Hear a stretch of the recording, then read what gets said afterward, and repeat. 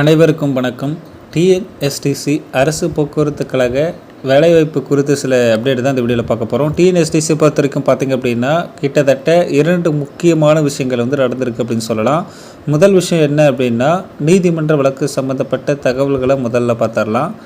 இன்று 24/4/2025 நீதிமன்ற வழக்கு விசாரணையானது இருக்குது. செகண்ட் ஹியரிங்கு. இது பற்றின முழுமையான தகவலை பார்க்கலாம். அதே சமயம் இன்னொரு முக்கியமான விஷயம், கண்டக்டர் தனியாகவும் டிரைவர் தனியாகவும் நோட்டிஃபிகேஷன் அப்படின்னு சொல்லிட்டு அமைச்சர் ஒரு அறிவிப்பு வெளியிட்டிருக்காரு. ஸோ அமைச்சர் வெளியிட்டதாக தந்தி டிவியில் இந்த மாதிரி ஒரு அறிவிப்பும் வந்திருக்கு. அதை பற்றி டீட்டெயிலாக என்ன அப்படிங்கிறத பார்த்துடலாம். டிஎன்எஸ்டிசியை பொறுத்த வரைக்கும் நடத்துனர், ஓட்டுநர் தனித்தனியாக வேலைவாய்ப்பு. அடுத்த முறை ஓட்டுநர் நடத்துனர் பணிக்கு தனித்தனியாக வேலைவாய்ப்பு. 1024 வாரிசுதாரர்களுக்கு இதுவரை பணி வழங்கப்பட்டுள்ளது அப்படின்னு சொல்லிட்டு அமைச்சர் சிவசங்கர் அவர்கள் தெரிவிச்சிருக்காரு அப்படின்னு சொல்லிட்டு தந்தி டிவியில் செய்திகள் வலம் வந்த வண்ணம் இருக்கின்றன. ஸோ இப்போ நம்ம புரிஞ்சுக்க வேண்டியது என்னவாக இருக்குது அப்படிங்கிறத ஒரு விஷயம் நம்ம நோட் பண்ணி பார்க்கணும். ரெண்டாவது, இதுவரை நடந்திருக்கக்கூடிய விஷயங்கள் என்ன அப்படிங்கிறதையும் பார்க்கலாம். நீதிமன்றத்தில் என்ன நடக்க போகுது அப்படிங்கிறத பற்றியும் பார்க்கலாம். ஃபர்ஸ்ட் ஆஃப் ஆல் பார்த்திங்க அப்படின்னா 685 போஸ்டிங்ஸ் இதே டிசிசி மெத்தட் படி தான் எடுத்தாங்க எஸ்சிடிசியில். சரிங்களா? அதாவது அரசு விரைவு போக்குவரத்து கழகத்தில் எடுத்தாங்க. டிசிசி மெத்தட் படி தான் எடுத்தாங்க. டிரைவர் கம் கண்டக்டர் மெத்தட் படி தான்.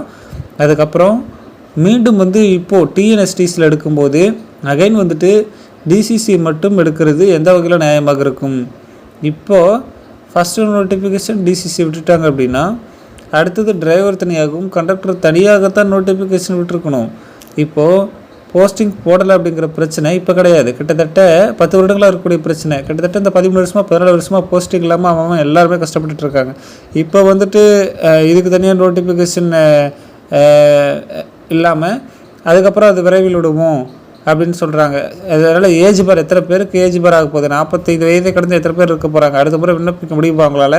இந்த முறை லைசன்ஸ் இல்லாத காரணத்தினால நிறைய பேரால் விண்ணப்பிக்க முடியல. அடுத்த முறை எல்லாருமே டிரைவரும் கண்டக்டரும் 2 லைசன்ஸ் எடுத்து வச்சுருந்தாலும் உங்களுக்கான வாய்ப்பு அப்படிங்கிறது ஏஜ் லிமிட் ஏஜ் பார் ஆகாமல் இருக்குமா? ஆல்ரெடி பார்த்திங்க அப்படின்னா அவங்களுடைய வாழ்நாளில் ஒரு 15 வருஷத்தை இழந்திருக்காங்க.